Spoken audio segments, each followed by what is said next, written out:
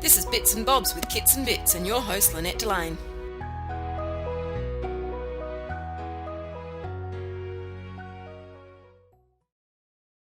And I mean, corporate training for years, particularly systems training, you get people along and everybody, they just hand out the feedback sheets. And it's like, all the tick box stuff. It's like, it's useless. Read the comments at the bottom.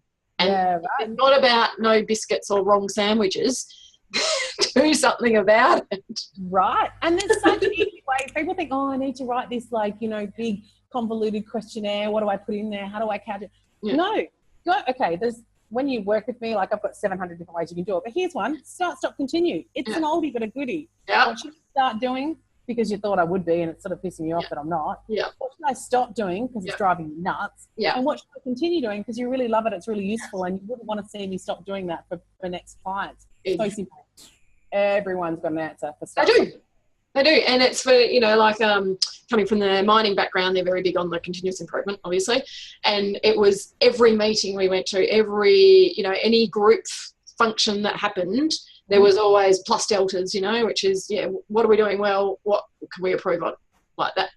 You can go from 3 down to 2. Like that's all you need to do. You can get that kind of feedback, and people will actually be much more forthright with that than just a bunch of check boxes. Totally. And the thing is, evaluation is the capstone of all quality learning. It's as simple as that. Yeah. Every school does it. Every university does it. And it's not some age-old, sort of boring tradition. It's there for a reason. Yeah. It works. Absolutely. What level, how simple or how complex it is. No. Evaluation, review, and reflection work. So evaluation is asking for feedback. Yeah. Review is implementing the basis of that feedback, and that's something a lot of people don't do. Like they'll get it and then they'll go, "Oh yeah, I'll do that later." Never. I don't agree with that. Yeah. What? And there's different ways of looking at a review as well. Feedback is going to be either good, bad, or ugly. Yeah. So good feedback. Yeah. Then it's telling you that you've done a good job. If it's bad feedback, it's just constructive criticism if it's written in the right way. And if it's ugly, like I didn't like the colour of your shoes or the cakes were dry. Well, didn't like the colour of your shoes? I don't really care. No.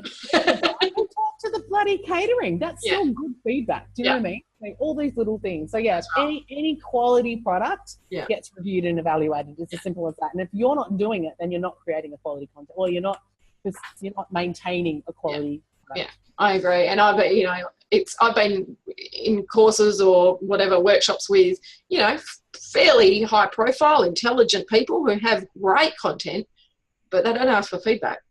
Yeah, and it's gold. Being me, I sometimes offer it anyway, because I know how important it is, and it does make a difference. And particularly when you're a small business owner, you are in complete control. It's different when you're delivering training for someone else. And it's like, oh well, that's I don't actually have any control over that. That's the air conditioner, or air conditioning's too cold or whatever. But when you're a small business and you have complete control over the content, why wouldn't you listen to that? And maybe not for if you've only delivered it once, okay, give it some time to come through. Maybe it was just that person. But if you're getting the same feedback over and over again, time to think about it. Yeah. So that in essence, that's the 4 pillars. Create a product that works, create a curriculum that works, have engaging delivery skills that actually keep your people engaged, and then review and evaluate. There's 12 steps within them, but they're the 4 pillars. And if you're doing that, then you're creating and maintaining a quality learning product. Beautiful. And I can vouch for Maria's pillars because I've used them in developing my own stuff. And with my own training background, it's still good to, get it from someone else. So my next question is that, we've talked about pina coladas and passive incomes. I mean, every man and their dog at the moment is developing an e-course of some description without necessarily worrying about those 4 pillars and what their clients need and want and all those sorts of things. How does someone figure out what kind of learning opportunities they should be offering? So, should it be an e-course? Should it be a workshop? Should it be a library? How do they figure that out? Good question. And I've got a really good resource on this, which I'm happy to flick to your people if you like as part of this video. Yeah. Where basically you break down what it is you want to create. And there's self-study options, there's group study options, and then there's one-to-one options. And that's the easiest way to think about it. You've got to work out primarily, when I started in this online caper, I was like, well, what do my clients want? And I surveyed everybody and then I created what they said they wanted. And then did anyone buy it? What I neglected to think about was what I wanted to be doing as well. Yeah. And I'm like, oh my God, like social media. I want to do that over and over again. No, it's a suck. And like, to be honest, like, and again, this is just my perspective. I'm not saying it's wrong if you're doing it, and I'm certainly not sledging anyone who does, so please don't take it that way. Anyone who's listening. For me, I would prefer to go and nail a $1,500 client. Yeah. Like an organization or a small business who needs some serious help and can has the money, values what I do and goes, yes, bang, $1,500.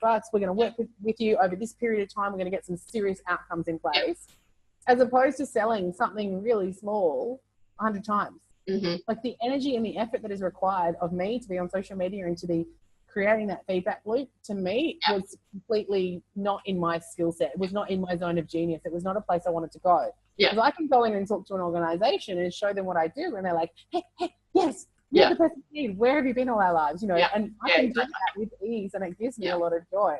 So I think